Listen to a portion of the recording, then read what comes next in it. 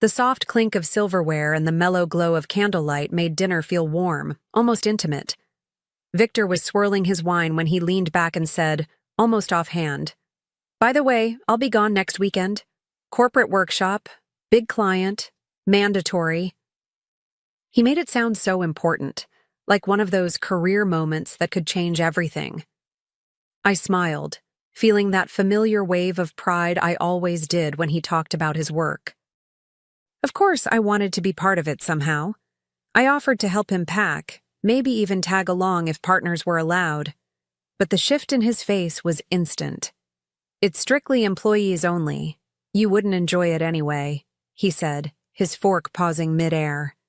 His eyes dropped to his plate like the conversation had already ended. It was a small thing, that quick dismissal, but it didn't feel small. It landed with a weight I couldn't quite name. I tried to move on, talking about the weather, about the wine. Still, something in me stayed unsettled. I'm not the kind of woman who jumps to wild conclusions. Trust had always been our anchor. But the way he shut the door on my suggestions so fast, it left a splinter in my mind I couldn't ignore, no matter how hard I tried to focus on dessert. I kept replaying that moment in my head as I cleared the table, the words "you wouldn't enjoy it," looping like a song I couldn't turn off. What did he mean by that? He knew I loved events, that I could talk to anyone in a room. We'd been to plenty of his corporate functions before, and I'd always fit right in. It wasn't about enjoyment. It felt like something else entirely. Victor carried his plate to the sink, humming softly, as if nothing about our conversation had landed any differently for him. I caught myself studying him, the way he avoided my eyes, the slight stiffness in his shoulders. Maybe I was overthinking. But then again, maybe I wasn't. It's strange how sometimes your gut whispers before your mind can catch up. Later that night, as I lay in bed, I listened to the sound of the shower running. My mind wandered to a dozen harmless explanations, and a few that weren't. I told myself to let it go. But I also knew that once a seed of doubt is planted, it has a way of growing, quietly, in the dark. By morning, the doubt hadn't faded. If anything, it felt sharper. Over coffee, I watched Victor scroll through his phone, his thumb moving fast, like he was racing to get through something before I could see. He looked up, smiled briefly, then set the phone face down on the table.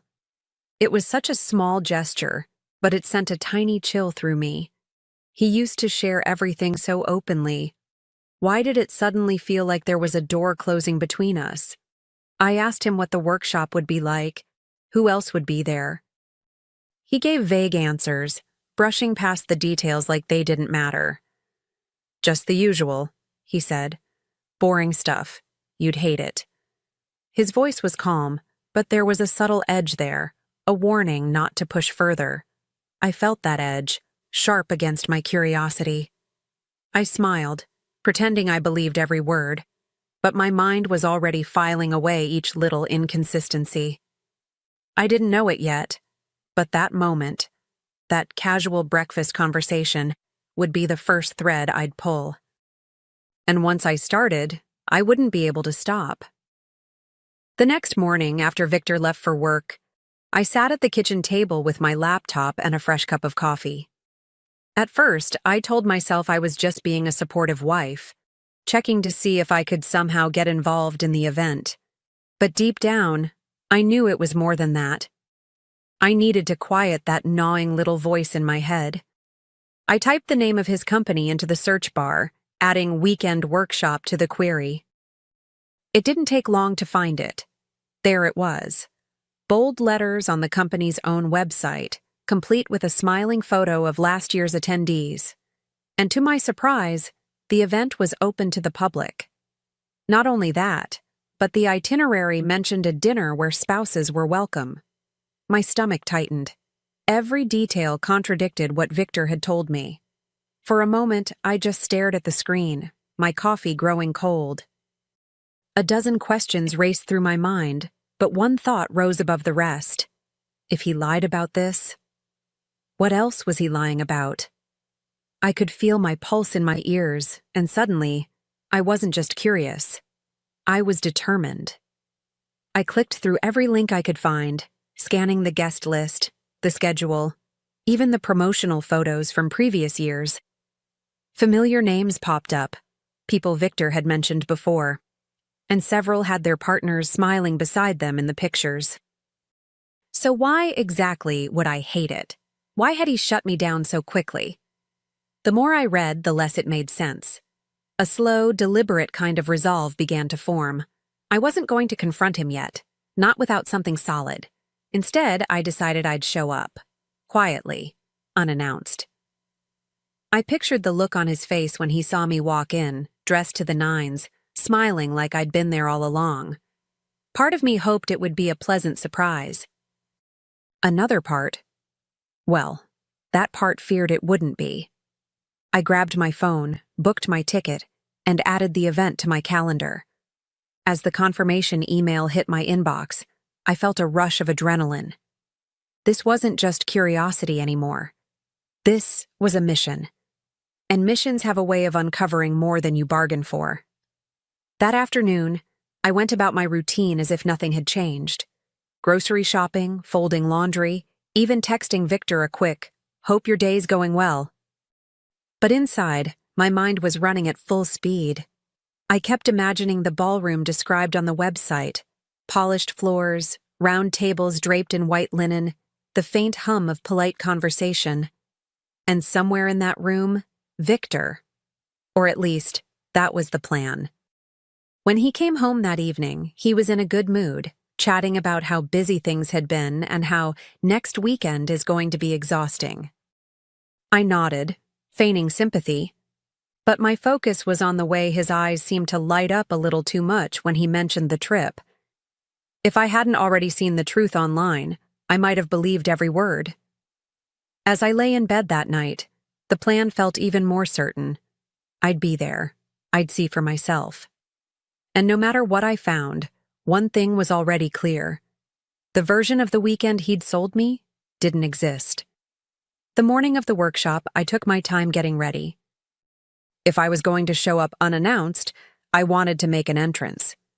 I chose a deep emerald dress that always brought out my eyes, paired with heels that clicked confidently against the floor. As I slipped on my earrings, I caught my reflection. Calm on the outside, but underneath, my pulse was quick and restless. The drive to the hotel felt longer than it should have, each red light a chance for my mind to wander into what-if territory. What if he was thrilled to see me? What if he was not? I pushed those thoughts aside, focusing on the fact that I was about to get answers, one way or another. When I arrived, the hotel was buzzing with energy. People in business attire clustered in the lobby, greeting each other warmly. I checked in, my name sliding easily onto the guest list, and followed the signs toward the conference room. My heart lifted slightly with each step. But when I walked in, scanning the tables for his familiar face, there was nothing. No Victor. Not even a seat with his name on it.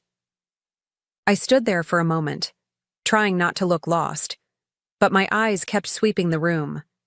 People were settling in, some sipping coffee, others flipping through the event programs.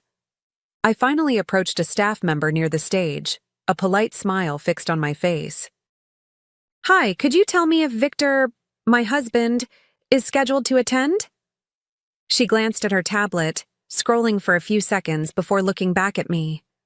"I'm sorry, ma'am, but we don't have anyone by that name registered for this workshop." It was as if the air got thinner. My polite smile held, but inside something shifted. I thanked her quietly and stepped away, my heels clicking against the floor like a metronome for the pounding in my chest. This wasn't about running late or missing a session. He wasn't here. He was never meant to be here. I pulled out my phone, my fingers moving almost on instinct, dialing a coworker of his I knew casually. When he picked up, I kept my voice light. "Hey, just curious. Is Victor enjoying the workshop?" There was a pause, then a low chuckle. "Oh, I thought he was off for a weekend getaway with, you know." My hand tightened around the phone. No, I didn't know. Not yet. I ended the call quickly, murmuring something about having to run, but my mind was already racing. You know. Those two words felt like they had a pulse of their own, echoing in my head as I walked back through the hotel lobby. The scent of fresh coffee and polished wood filled the air, but all I could smell was the faint metallic tang of betrayal creeping in. Outside, the sun was too bright, almost mocking. I stood on the sidewalk for a moment, clutching my purse like it might hold the answers. I didn't have proof, not the kind you can't argue with, but the pieces were starting to arrange themselves in a way that made my stomach twist. If he wasn't here, then where was he? And who was worth lying to me for? I started the car, gripping the wheel a little tighter than usual. My mind kept bouncing between the urge to call him right then and the need to wait, to collect more, to make sure. Because once I confronted him, there'd be no going back. And I wanted to be ready when the truth finally showed its face. That night, I waited for him in the living room, the lamp casting a warm but deceptive glow across the space. My coat was draped neatly over the arm of the couch, my keys on the table, like I'd just gotten home myself. When I heard his car pull into the driveway, my chest tightened. I told myself to keep my voice calm, my face unreadable. He walked in, smiling faintly, and set his bag down. "Hey, you're home early," he said, leaning in to kiss my cheek. I pulled back slightly, not enough to cause a scene, but enough for him to notice. "Where were you today?" I asked, my tone light but precise. "Because you weren't at that workshop." His eyes flickered, just for a second, before he laughed, shaking his head. "What are you talking about? Of course I was there." The way he said it, like I was being silly, made my pulse spike. I didn't let my gaze drop. "Don't lie to me, Victor." My voice was still steady, but inside the storm was building. He let out a short, sharp sigh, running a hand through his hair. "Claire, you're overreacting. You always do this." The words landed like tiny darts, meant to sting and distract. I leaned forward, elbows resting on my knees, my eyes locked on his. "I spoke to someone at the event. They don't even have you registered." "So, I'll ask again, where were you?" His jaw tightened, and for a moment, I thought he might actually tell me. But then his expression shifted into that infuriating mix of defensiveness and mockery. "You've been checking up on me now? That's cute." My fingers curled into the fabric of my skirt, holding myself back from shouting. "If there's someone else, just say it," I pressed, my voice low but cutting. His reaction was instant, a flare of anger in his eyes. "There's no one else," he snapped, his tone louder now, sharper, like he was trying to end the conversation by force. But the thing about truth is, it doesn't hide well under volume. And I could see it, the flicker, the guilt he didn't want me to catch. I stayed quiet for a beat, letting the silence stretch between us until it felt heavy enough to make him shift his weight. "Then why won't you look me in the eye and answer the question?" I asked, my voice softer now, but laced with something he couldn't ignore. He rubbed the back of his neck, muttering something about not needing to explain every detail of his day. That was all the confirmation I needed. Not in words, but in the way his gaze kept darting toward the door. Finally, he grabbed his keys, muttering about needing some air, like the walls were closing in on him. He didn't slam the door, but the click of it shutting felt final, like a thread snapping. I sat there, the faint smell of his cologne still hanging in the air, my hands folded in my lap. In that moment, I knew this wasn't about guessing anymore. It was about proving it. And once I had proof, there'd be no room for him to twist the truth into something it wasn't. The days that followed were a blur of quiet calculation. I didn't cry, didn't beg. I simply observed. Every bank notification, every stray receipt, every timestamp became a piece of a puzzle I refused to stop building. It didn't take long before I had what I needed. Hotel charges that didn't match his itinerary, a dinner for two billed to a romantic restaurant, and a travel receipt under a woman's name I'd never heard before. The moment I printed it all out and slipped it into a neat folder, I felt an eerie calm wash over me. The kind of calm you get when the storm has already passed in your mind and all that's left is the cleanup. I wasn't going to scream at him in private, no. This was going to be the moment he showed his real face to everyone who thought they knew him. I arranged a family dinner for the night he was supposed to be back from yet another work trip. His parents, his siblings, all of them sitting at our long dining table, sipping wine and making polite conversation. They had no idea that before dessert, their son and brother's carefully curated image would shatter like glass on tile. When Victor finally walked through the door, his smile froze the second he saw the table full of expectant faces. "What's all this?" he asked, hanging his jacket with forced casualness. I stood, my folder in hand, and motioned toward the empty chair beside me. "Sit. We've been waiting for you." He glanced around, clearly searching for an escape that didn't exist. I slid the folder across the table, the papers fanning out just enough for the bold headers to be visible. Hotel invoices, restaurant receipts, her name printed in black and white. "Your workshop sounded amazing," I said evenly, my eyes never leaving his. "Especially the part where you didn't go." The room went still, forks frozen midair, conversation cut clean. For a beat, no one spoke. His mother's brows knitted together, his father's jaw tightened, and his sister's gaze darted between us like she'd stumbled into the middle of a movie she couldn't pause. Victor's face drained of color, but before he could stammer a denial, a sharp chime from his phone broke the silence. His phone buzzed again, the screen lighting up with an email notification, the subject line in bold, unmistakable, HR notification, report filed. I didn't have to explain it. They all knew I'd already made my move. His hand twitched toward the phone, but he stopped, as if touching it would only confirm the reality in front of him. I reached for my coat draped over the back of my chair, sliding it on with slow, deliberate movements. "I won't waste anyone's time pretending this can be fixed," I said, my voice steady, even gentle. "So I'll leave you to explain it to them." I nodded toward his family, their eyes locked on him like strangers meeting for the first time. With my bag over my shoulder, I walked to the door, each step lighter than the last. Outside, the evening air felt crisp, almost cleansing.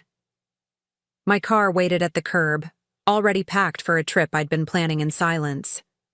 My own workshop, I thought, the one where I learn how to live without him. And as I pulled away, I didn't look back. My phone pinged with a WhatsApp notification. I picked it up, expecting another excuse from Eric about working late, but what I saw made my hands shake. "I'm done with you.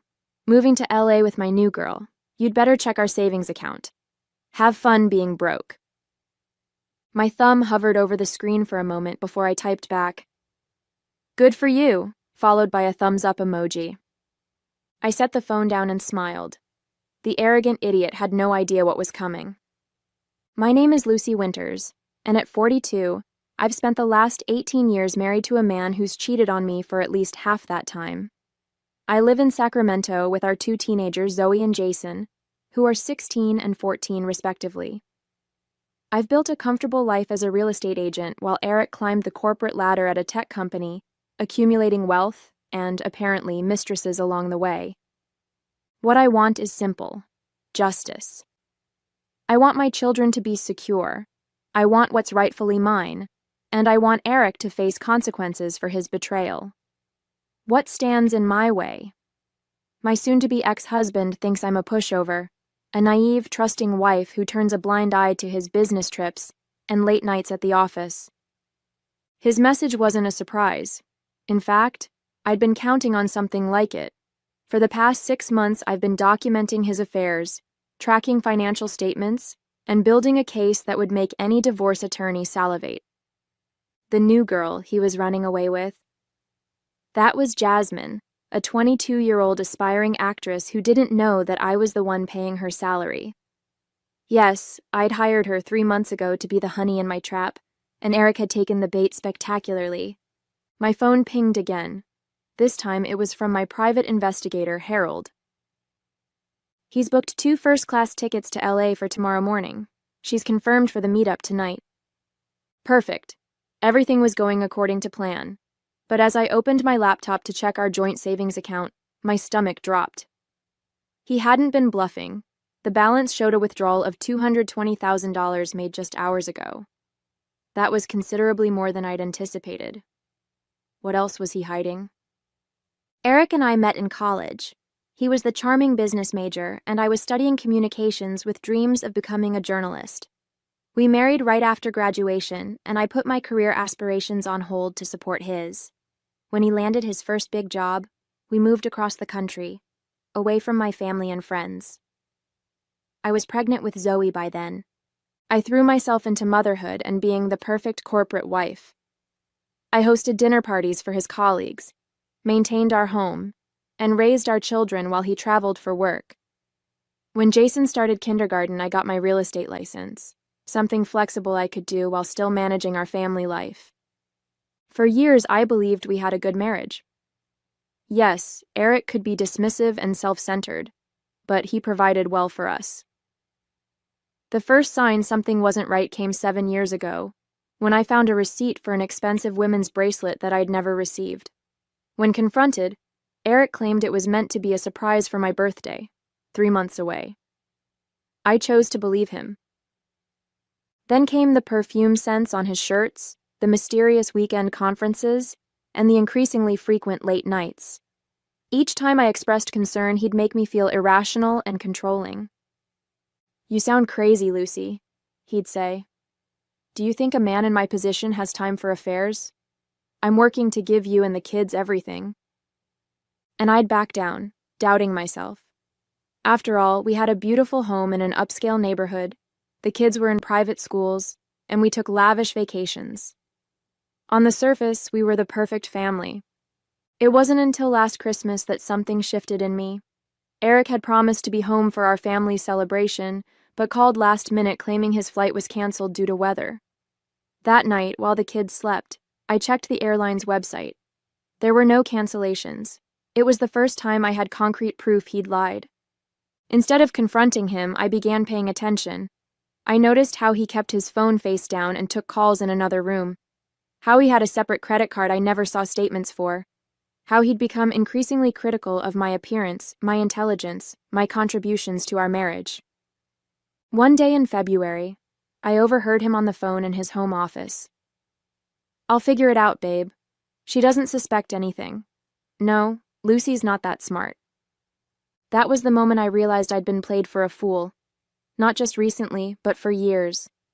Something cold and calculating awakened in me that day, a part of myself I didn't know existed. I wasn't going to confront him or beg him to love me. No. I was going to make a plan. 6 weeks after I overheard Eric's phone call, I found myself sitting in a coffee shop across from Harold Barnes, a former police detective turned private investigator. I'd found him through a divorce attorney friend who promised he was both discreet and thorough. "Mrs. Winters," Harold said, sliding a manila folder across the table. "You were right about your husband." The folder contained photos of Eric with 3 different women over the span of just 2 weeks. In one set, he was entering a hotel with his marketing director. In another, he was kissing a blonde woman outside a restaurant in San Diego, a city he'd claimed he was never in during that business trip. "There's more," Harold continued.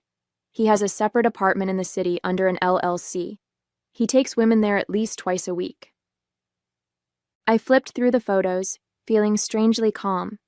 Each image should have been a dagger to my heart, but instead, they were just confirmation of what I already knew. "What about finances?" I asked. "That's where it gets interesting." Harold pulled out more papers. "He's been moving money into offshore accounts for at least 3 years. Small amounts at first, but larger transfers recently. He's building a nest egg you wouldn't be able to touch in a divorce. That was the moment the full weight of Eric's betrayal hit me. This wasn't just about sex or midlife crisis flings. He'd been systematically preparing to leave me financially devastated. "What are my options?" I asked, my voice steadier than I felt. Harold leaned back. "Standard approach? Document everything, get a good lawyer, prepare for a nasty court battle that could take years. And the non-standard approach?" A hint of a smile crossed his face. "That depends on how much justice you're looking for." That night I couldn't sleep. I paced our bedroom, the room we'd shared for 18 years, trying to reconcile the man I married with the calculating stranger in those photos. I thought about the sacrifices I'd made, the red flags I'd ignored, the years I'd wasted loving someone who saw me as disposable. The next morning, I dropped the kids at school and called in sick to work. Then I drove to our bank and opened my own account. I transferred my commission checks there, removing my name from our joint checking account. It wasn't much in the grand scheme, but it was a start. When I got home, I searched Eric's office. Behind his college diplomas, I found a small safe I never knew existed. It took me 3 tries to crack it. Our wedding date? No. His birthday? No.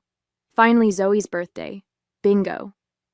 Inside were documents for the LLC Harold had mentioned, account information for banks in the Cayman Islands, and a second passport.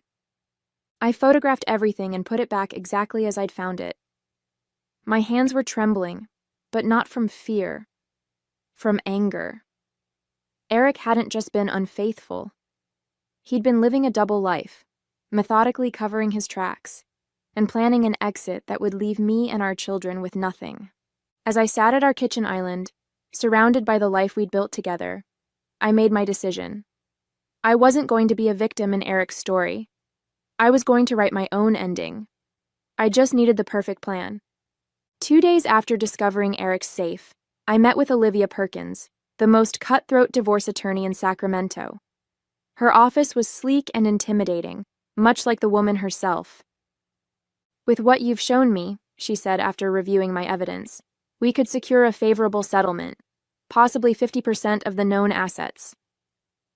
"Known assets being the key phrase," I replied. "I believe he's hidden millions."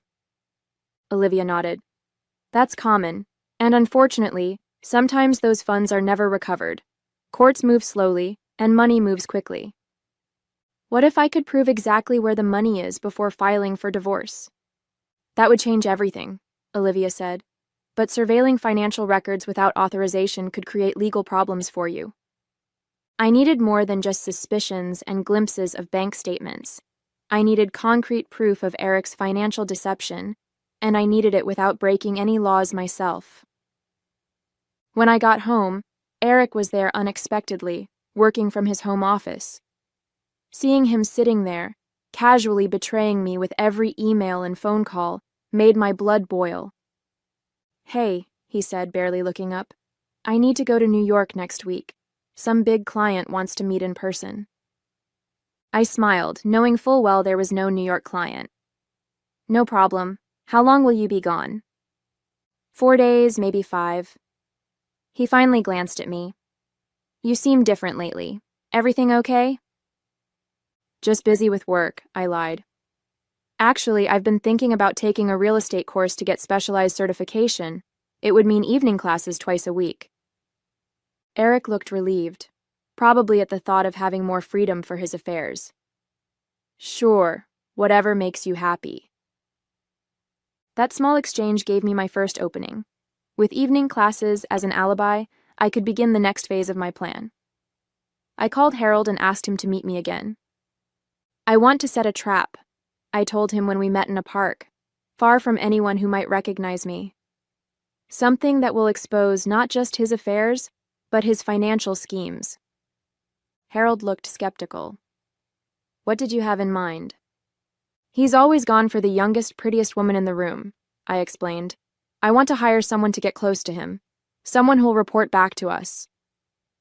"You want to hire a honey trap? That's risky territory, Lucy." But I was determined. Not just any honey trap. I want someone so perfect, so obviously interested in his money, that he'll reveal everything trying to impress her, and I want everything recorded.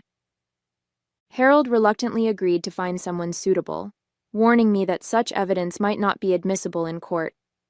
But I wasn't necessarily thinking about court anymore. 2 weeks later, Jasmine entered the picture. 22, gorgeous, and a struggling actress with impressive improvisational skills, she was perfect for the role. I paid her generously from my private savings, with bonuses for specific intelligence gathered. Meanwhile, Eric's behavior worsened. He'd stopped trying to hide his late nights and unexplained absences. Twice, he accidentally called me by another woman's name. It was as if he was trying to push me toward asking for a divorce, no doubt on his terms, when his financial arrangements were complete. I played along, acting increasingly distant and distracted. I even left printouts of apartment listings visible on the kitchen counter. Every night, I documented his comings and goings, forwarded suspicious emails to my private account, and built my case. Then came a text from Jasmine. He took the bait. Dinner tonight. We'll record everything. I should have felt vindicated. Instead, I felt hollow. My marriage wasn't just ending. It had never been real in the first place. 3 months into my plan, Harold handed me a USB drive. You'll want to hear this privately, he warned. That night, after the kids were asleep, I plugged it into my laptop and listened to Eric telling Jasmine about his suffocating marriage and his plans to leave me broke. She's such a fool, Eric's voice said clearly. 18 years, and she still thinks those business trips are real. Meanwhile, I've got accounts she doesn't even know exist. How much have you saved? Jasmine asked, her voice flirtatious. Over 2 million, safely tucked away where she can't touch it. By next month, it'll be closer to 3. I listened as he boasted about properties purchased through his LLC, investments made with money siphoned from our joint accounts, and his plan to file for divorce once everything was secured. What about your kids? Jasmine asked. Eric's response chilled me to the bone. They're almost grown. Lucy can have custody, less child support that way. I'll send money for college directly to them, make myself look like the generous dad while she struggles. I had expected to discover financial betrayal, but the casual cruelty with which he discussed abandoning his children shook me to my core. This wasn't just about money or infidelity anymore. This was about a man willing to discard his family without a second thought. The next recording was from a week later, in what sounded like Eric's secret apartment. I'm thinking we should go away together, he told Jasmine. Maybe LA? I've got connections there, could set you up with auditions. What about your wife? Jasmine asked. I'm done with Lucy. Been done for years. Once I tie up some loose ends with the Cayman accounts, we're free to go wherever we want. The recordings continued, each more damning than the last. In the most recent, Eric detailed exactly how he planned to empty our shared accounts just before telling me he wanted a divorce, leaving me scrambling financially while he tied everything up in court. With this evidence, I called an emergency meeting with Olivia and Harold. We need to move quickly, Olivia said after reviewing everything. He's clearly planning to act soon. I want more than just a fair divorce settlement, I said, surprising myself with the coldness in my voice. I want him to lose everything. Harold exchanged glances with Olivia. There's a way, he said slowly, but it's risky, and you'd have to be willing to let him think he's won initially. Together, we crafted a plan more elaborate than anything I'd originally imagined. Jasmine would continue her role, encouraging Eric to make his move. Meanwhile, I would appear to be falling apart, missing work, emotional outbursts. Exactly what Eric would expect from a desperate wife. Most crucially, I would transfer small amounts from our joint savings into a decoy account, one that Eric would discover if he went looking, making him believe his plan to leave me broke was working. The goal is to make him act rashly, Olivia explained. Men like Eric make mistakes when they think they're winning. The final piece came together when Harold introduced me to Thomas Geller, a forensic accountant specializing in hidden assets. If the money exists, Tom will find it, Harold promised. Within weeks, Thomas had traced Eric's financial web through shell companies and offshore accounts. The full picture was staggering: $3.4 million hidden away, real estate in 3 states, and investments specifically structured to be difficult to trace. "He's good," Thomas admitted, "but not as good as he thinks. He's left fingerprints everywhere." Armed with this knowledge, I was ready to spring the trap. In our final planning session, Jasmine received her most important instructions. "Get him to LA," I told her. "Make him think it's his idea, but it needs to happen within the next 2 weeks." Jasmine nodded. "And once we're there?" "Disappear," I said simply. "Let him panic. Let him realize he's been played. And most importantly, make sure he transfers a significant amount of money to you first." Harold looked concerned. "That borders on entrapment." "No," I corrected him. "That's justice." Everything was in place. I'd secretly filed for divorce with Olivia the previous week, with the papers ready to be served at the perfect moment. Thomas had documented all of Eric's hidden assets, and Harold had collected enough evidence of infidelity to satisfy even the strictest judge. The night before Eric's planned escape, he came home late. I pretended to be asleep as he packed a suitcase, taking his most valuable possessions. In the morning, he announced he had an emergency business trip. "How long will you be gone?" I asked, playing the oblivious wife one last time. "Not sure," he said, not meeting my eyes. "Probably a week. Don't wait up."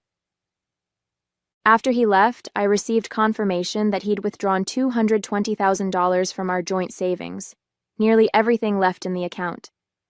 He'd also maxed out our shared credit cards on first-class tickets and luxury hotel reservations, exactly as we'd anticipated. Hours later came the WhatsApp message I'd been waiting for. "I'm done with you. Moving to LA with my new girl. You'd better check our savings account. Have fun being broke." I responded with a simple, "Good for you," and set the next phase in motion. First, I called our children, who were staying with my sister for the weekend, to make sure they were okay. Then I contacted Olivia, who filed an emergency petition freezing all of Eric's known assets based on the evidence of financial fraud we'd compiled. By morning, his accessible accounts would be locked.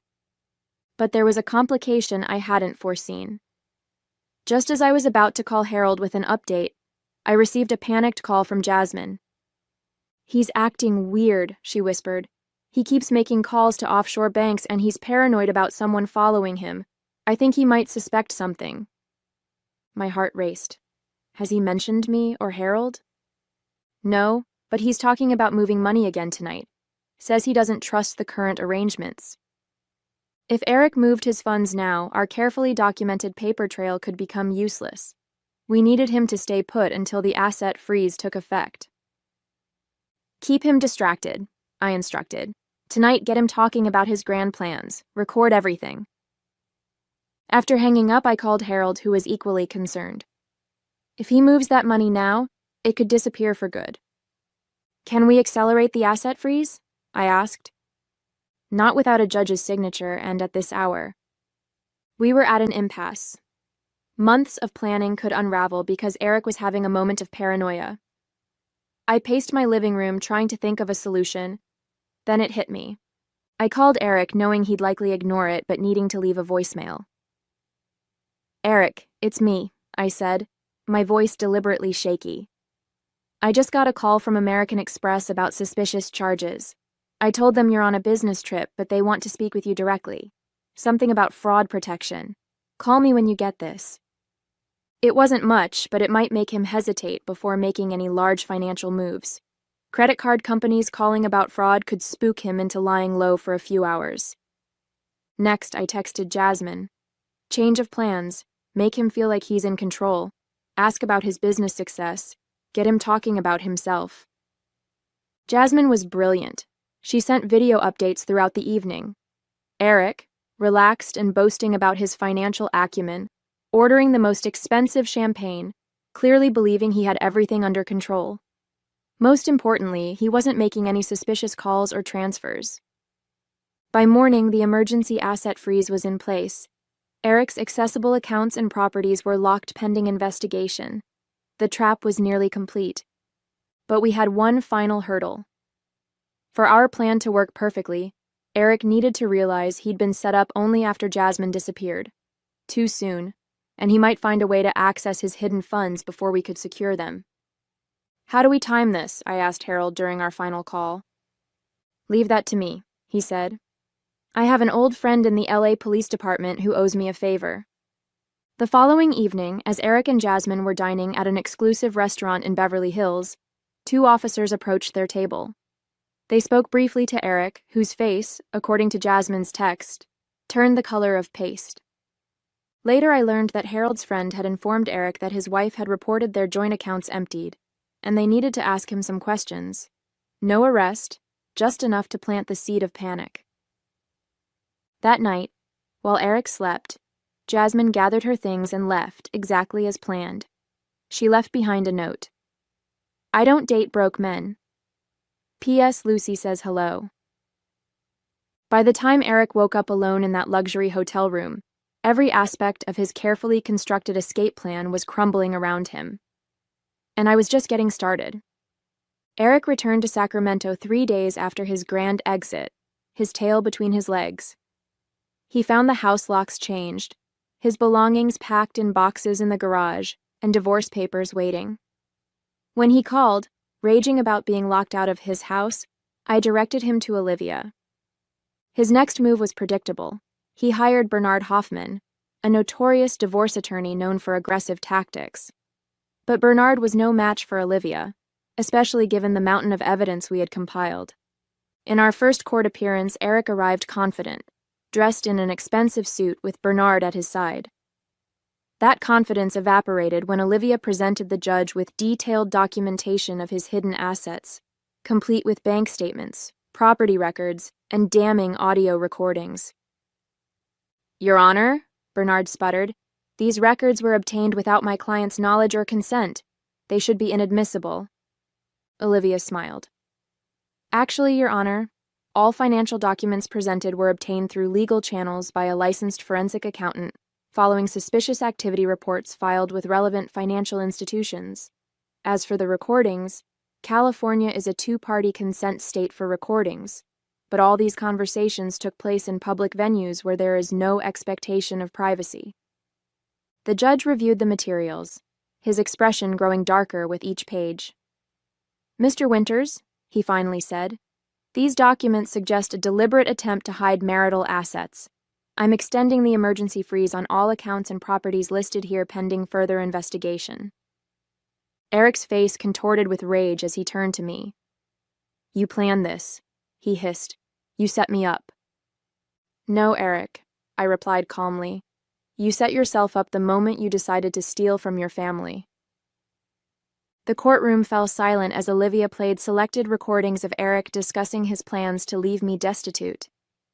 His voice filled the room, detailing how he'd systematically moved millions while planning to abandon his children. "Where's the girl?" Eric demanded afterward in the hallway, his face red with fury. "Where's Jasmine?" "Jasmine?" I replied innocently. "Oh, you mean the actress I hired? She's back in her theater program, I believe. She got an A on her undercover assignment." The look of comprehension that dawned on his face was worth every penny I'd spent. The divorce proceedings moved swiftly after that initial hearing. The judge, disgusted by the evidence of Eric's planned financial abandonment, ruled overwhelmingly in my favor. Beyond the equal division of known marital assets, Eric was ordered to return all funds hidden in offshore accounts, funds he could no longer access due to court orders sent to each institution. The final settlement was staggering. I received our family home, 70% of all recovered assets, totaling nearly $4 million, primary custody of our children, and substantial child support. Eric was left with a small apartment purchased through his LLC and whatever he could rebuild from his now tarnished career. His company, upon learning of his fraudulent financial activities, placed him on unpaid leave pending their own investigation. His carefully cultivated image as a successful businessman crumbled as former colleagues distanced themselves. 6 months after that fateful WhatsApp message, I sat across from Harold and Olivia in my living room, officially a divorced woman. "I've never seen someone so thoroughly outplayed," Olivia remarked, raising a glass of champagne. "He never saw it coming." Harold nodded appreciatively. "Most people in your situation either fall apart or act rashly. You played the long game." "I had good teachers," I replied, "and a very deserving student." Later that evening, as the kids were finishing homework upstairs, I received a final text from Eric. "You won. Happy now?" I didn't respond. There was nothing left to say. Instead, I opened my laptop and reviewed listings for commercial real estate. With my settlement, I was opening my own brokerage firm, specializing in helping women secure financial independence through property investment. The betrayal had been devastating, but the lessons learned were invaluable. I discovered strength I never knew I possessed, built a network of trusted allies, and secured a future for myself and my children that no one could take away. As I closed my laptop, Zoe appeared in the doorway. "Mom, are you okay?" I smiled, genuinely happy for the first time in years. "I'm better than okay, sweetheart. I'm free."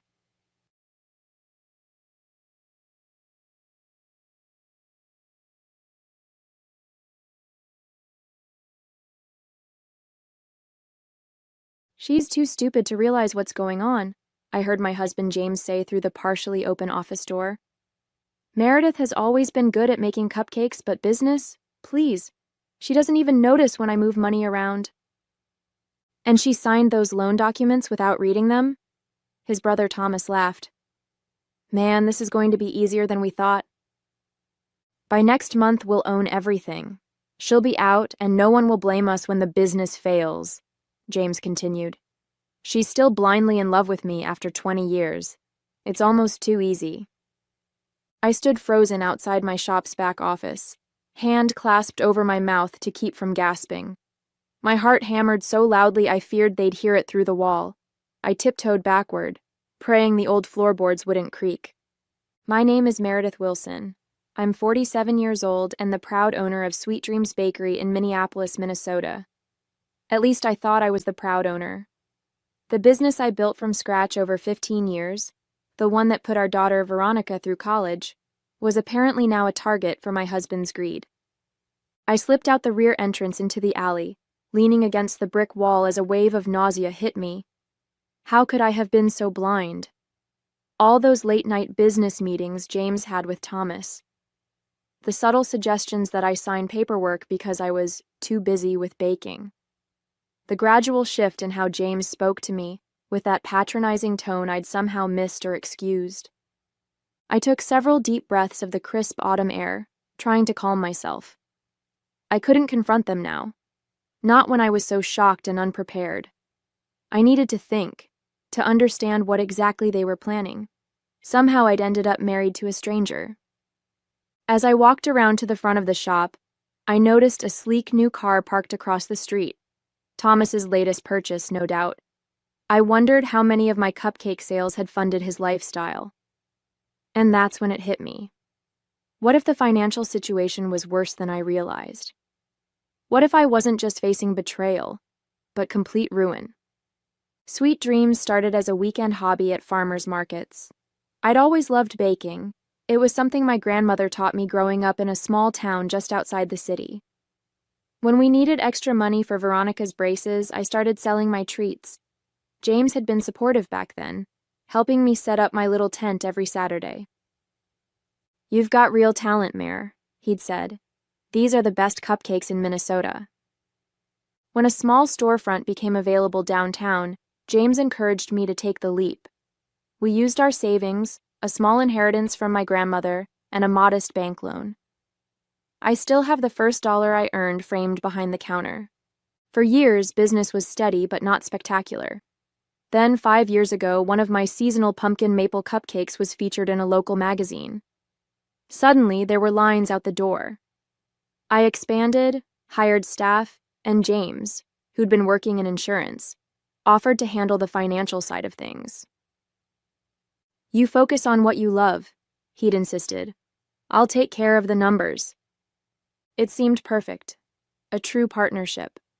But looking back, I realized the warning signs were there. 3 months ago, James suggested I sign documents for a refinancing opportunity.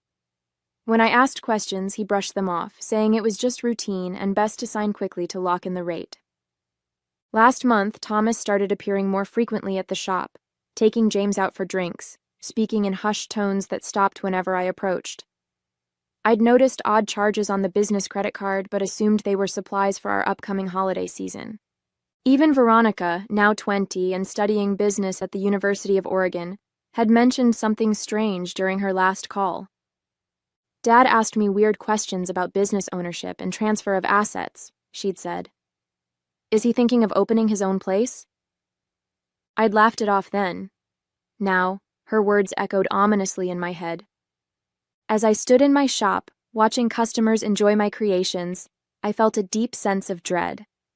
My kitchen, my sanctuary, suddenly felt like it was built on shifting sand. The cheerful yellow walls and the scent of vanilla that usually brought me comfort now felt like a facade hiding an ugly truth. A week after overhearing their conversation, I discovered just how deep the betrayal went. I'd taken the day off to visit our accountant, Beverly, who'd been doing our taxes for years but whom James had recently suggested we replace. I'm glad you came in, Meredith, Beverly said, her face serious. I've been trying to reach you directly. Is something wrong? I asked, though I already knew the answer. There are significant discrepancies in your business accounts, she explained, turning her computer screen toward me. Large withdrawals and transfers to an LLC I don't recognize. And this loan, she pointed to a document on screen, puts the bakery up as collateral for nearly triple its value. My hands trembled as I stared at the numbers. 6 figures disappearing over months. An oppressive loan I hadn't fully understood when signing. Who has access to these accounts? Beverly asked gently. Just me and James, I whispered. Her expression told me everything. She pulled out more papers, showing irregularities going back further than I'd imagined. James hadn't just recently betrayed me. He'd been siphoning money for years, building to this moment when he could take everything. Beverly slid a business card across the desk. This is Gregory Palmer. He's both a financial forensic specialist and an attorney. You need to call him today. I nodded numbly, clutching the card. On the drive home, my shock morphed into something else. A cold, clear fury. The bastard was stealing not just my business, but my legacy, my passion, my connection to my grandmother. When I arrived home, James was waiting. His smile seemed sinister now, knowing what lurked behind it. I've been thinking, he said casually, maybe it's time to step back from the bakery. You work too hard. We could sell it, enjoy life a little. His words confirmed everything. This was the beginning of their endgame, convincing me to willingly give up what they were planning to steal. I forced myself to smile. That's an interesting thought. Let me consider it. His relief was palpable. He thought I was falling for it, that I was indeed as stupid as he believed. That night, I lay awake beside the man who'd planned my ruin, listening to his peaceful snoring. The business I'd built with my sweat and tears, the recipes passed down through generations, the staff who relied on me, all of it was at risk. I couldn't confront him yet, not until I understood exactly what I was facing and had a plan. But one thing was certain. This was war, and James had no idea who he was really up against. The next morning, I met with Gregory Palmer in his downtown office. His no-nonsense demeanor was exactly what I needed. Based on what you've told me in these documents, he said, reviewing Beverly's files, your husband and his brother are attempting a rather sophisticated form of financial fraud. They're creating artificial debt against your business, then planning to trigger default terms that would force a sale to a company they likely control. Can we stop it? I asked. We can, but we need to be strategic. Your name is on these documents. Challenging them directly could be complicated. I slumped in my chair, feeling defeated. However, Gregory continued, there's another approach. If you're open to it, we could gather evidence of their conspiracy. That would fundamentally change the legal landscape. Hope flickered. How would we do that? Gregory introduced me to Diana Winters, a private investigator with a specialty in business fraud. Her confidence was contagious. Men like your husband and his brother get careless because they think they're the smartest people in the room, Diana explained. We'll use that against them. Their plan was elegant. Diana would pose as a potential investor interested in the type of business James and Thomas were establishing. Through mutual contacts she'd invented, she'd express interest in their venture, gaining their trust and recording their plans. Meanwhile, I would maintain the appearance of ignorance, all while securing my own position. Gregory helped me establish separate accounts and document all existing assets. We photographed equipment, created inventory lists, and gathered proof of my original investments. For the next 2 weeks, I lived a double life. At the bakery, I was the same cheerful Meredith, greeting customers and creating new recipes. At home, I was the oblivious wife, pretending not to notice James's increasingly frequent business meetings. One evening, James announced he'd be meeting Thomas to discuss some insurance matters. I knew Diana would be there too, wearing a wire. Take your time, I said sweetly. I've got plenty to do here. Once he left, I went into his home office, something I rarely did. I needed to find any physical documents he might have kept. After an hour of searching, I found a hidden folder in his desk with copies of the loan documents, planning notes, and, most damning, a business plan for Wilson Brothers Bakery, opening at my current location with a projected timeline showing my exit. I photographed everything, hands shaking with anger. When I returned the folder, I noticed something that made my blood run cold, a life insurance policy on me, taken out 3 months ago, with a substantial payout to James. I called Gregory immediately. This changes things, he said gravely. We need to accelerate our timeline. And Meredith, be careful. That night, when James returned home, I watched him with new eyes. Was the insurance policy just good planning, or something more sinister? I wasn't just fighting for my business anymore. I might be fighting for my life. The next day, Diana called with news. I've got them on record discussing the entire scheme. They're planning to trigger the loan default next week. I felt momentary relief, then terror. I wasn't ready. We needed more time. There's something else, Diana added. They're meeting someone tomorrow, a health inspector they've bribed to find violations at your bakery. They want to damage your reputation before they make their move. My plan to fight back was crumbling before it even began. They were moving faster than we'd anticipated, attacking from angles I hadn't even considered. 2 days later, the health inspector showed up unannounced at Sweet Dreams. I recognized him from Diana's surveillance photos. Robert Jenkins, a cousin of Thomas's wife, with a history of taking bribes. Just a routine inspection, he said with a smile that didn't reach his eyes. I watched him search for violations, planting his finger in clean areas, then testing for residue, taking photos of perfectly functioning equipment, and writing furious notes. I knew what his report would say, no matter what he actually found. That afternoon, my phone rang, Veronica calling from Oregon.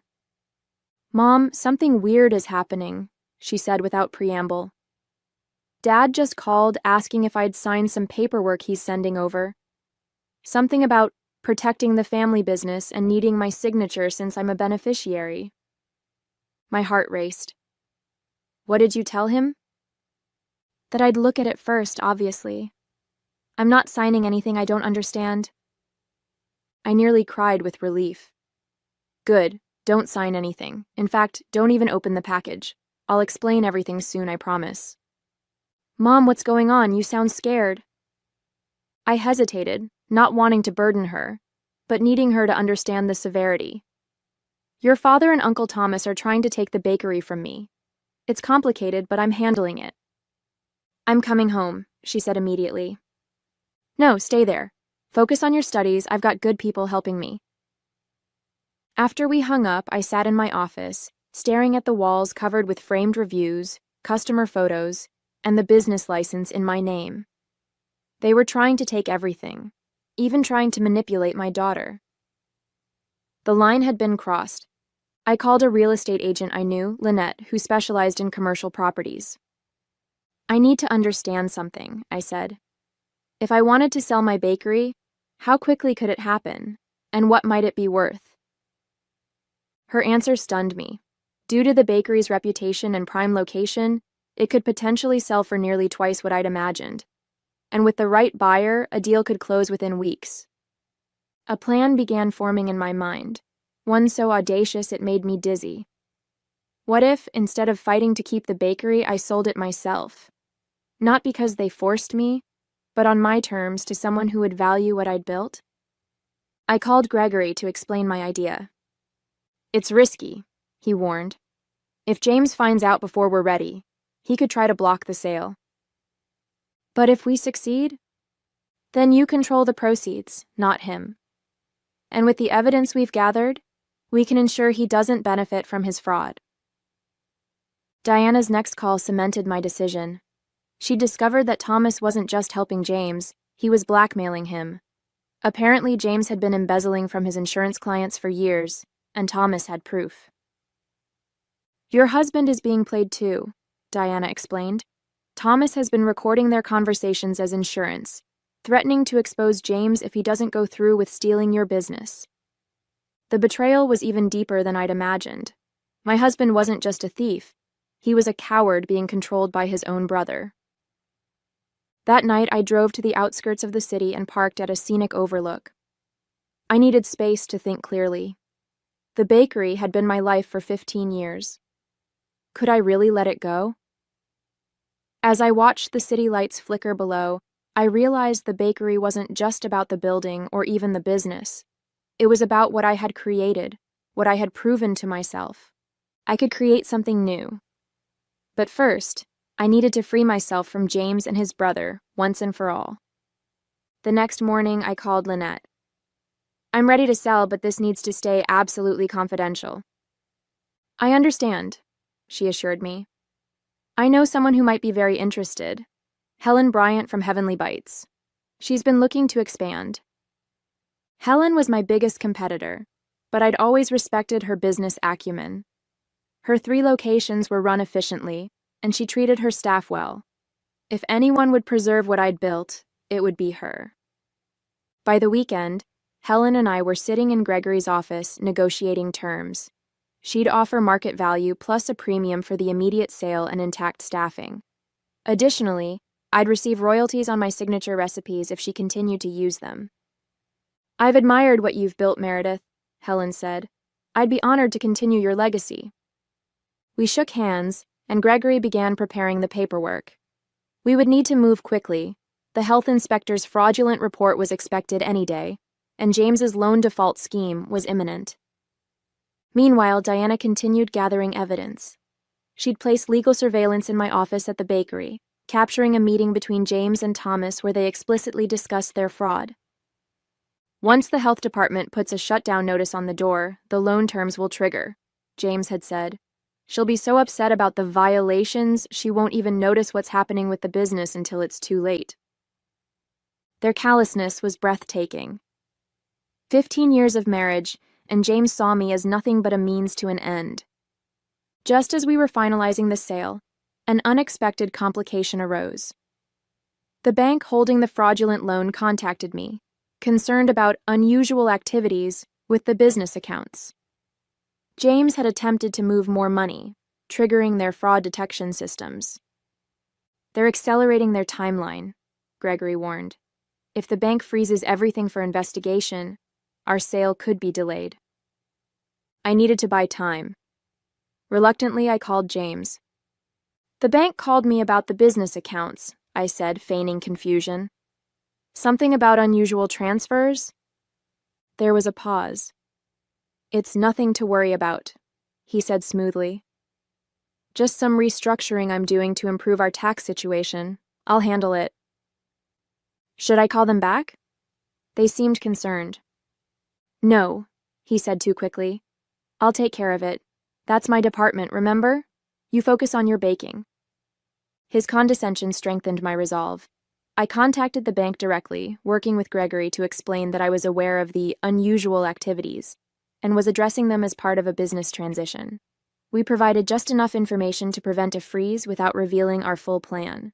With that crisis averted, we pushed forward. Helen expedited her financing, and we signed preliminary agreements. The final paperwork would be ready in 3 days. Ironically, the same day the health inspector's report was due, and James planned to trigger the loan default. The night before everything would come to a head, I packed a small bag and prepared to stay with a friend. I couldn't bear to be in the same house as James anymore, knowing what I knew. As I was leaving, he came home early, catching me with the suitcase. "Going somewhere?" he asked, suspicion evident. "I need some space," I said, not entirely lying. "I'm staying with Patricia for a few days." He looked relieved, no doubt assuming I was oblivious to his plans and just needed girl time. "Sure, that's probably good. I've got some business matters to wrap up anyway." I nearly laughed at the irony. "Yes," I said. "I believe we both do." On the morning the health inspector's report was due, I arrived at Sweet Dreams earlier than usual. Today wasn't just any day. It was the day James and Thomas thought they would take everything from me. Instead, it would be the day they lost everything themselves. Helen had arranged for her operations manager to meet me for a final walkthrough before signing. Gregory was prepared with all documentation, and Diana had positioned herself nearby to record what promised to be an entertaining confrontation. Right on schedule, Thomas arrived first, carrying a briefcase and wearing a smug expression. He was surprised to see me. "Meredith, didn't expect you in so early." "I'm always here early on important days," I replied calmly. His eyes narrowed slightly, but he maintained his facade. "Is James here yet?" "He's on his way." 10 minutes later, James walked in, accompanied by a man I didn't recognize, presumably their lawyer. When James saw me, he faltered momentarily before recovering. "Meredith, you remember Arthur Wilson? He's handling some paperwork for us today." I smiled. "Of course. And you all remember Helen Bryant?" James's face paled as Helen stepped forward. "What is she doing here?" he demanded. "Helen is buying Sweet Dreams," I announced. "In fact, we're finalizing the sale this morning. She's already transferred the funds to escrow."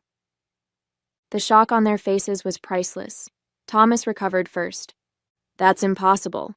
The business isn't yours to sell." "Actually," Gregory said, stepping into view, "it absolutely is. We have documentation proving Ms. Wilson's full ownership. What we also have is substantial evidence of attempted fraud by both of you gentlemen." Diana emerged, holding up a flash drive, "including recorded conversations detailing your entire scheme." James lunged toward her, but security guards Helen had wisely hired stepped forward. "Don't make this worse for yourself," Gregory warned. "The evidence has already been duplicated and secured." As if on cue, Robert Jenkins arrived with his fraudulent health inspection report. Seeing the crowded bakery and the tension, he stopped in the doorway. "Perhaps you'd like to explain why you were prepared to falsify an official health report," Diana asked him. Jenkins looked at Thomas, then at the security guards, then back at Diana.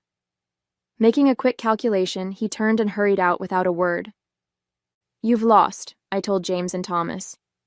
"Sweet Dreams is sold. The money is protected from your schemes.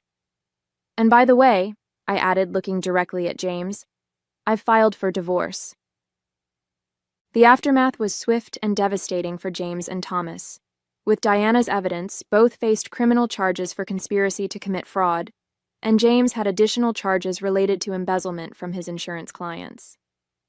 Thomas's attempt to distance himself failed spectacularly when his recorded blackmail was revealed. I sold Sweet Dreams to Helen for $1.2 million, nearly double my expected price. The divorce proceedings moved quickly, with the judge ruling that James had no claim to the proceeds given the evidence of his attempted fraud. His assets were frozen during the investigation, leaving him to face his mounting legal troubles with court-appointed representation. 6 months later, I stood in a small storefront in Eugene, Oregon, just a mile from Veronica's university campus. The sign painter was just finishing the window display. Meredith's Kitchen, Bakery and Cooking School. "What do you think?" I asked Veronica, who stood beside me. "It's perfect, Mom," she said, squeezing my hand. "I still can't believe you moved here." "New beginnings," I said. "Besides, I get to see you more often and you get free baking lessons to impress your roommates." With part of the proceeds from the sale, I'd created this smaller, more personal venture, a combination bakery and cooking school where I could share my grandmother's recipes and techniques with others. It was less about building an empire and more about pursuing joy. James and Thomas both accepted plea deals to avoid longer sentences. The last I heard, James was serving 3 years, and Thomas was in a minimum security facility for 18 months. Their reputations and careers were destroyed, a fitting punishment for men who had valued money above all else. As I unlocked the door to my new bakery for the first time as owner, I felt no regret for what I'd left behind. The betrayal had been painful, but it had also been clarifying. I'd discovered my own strength and resilience, proving that I was anything but the stupid woman they had assumed me to be.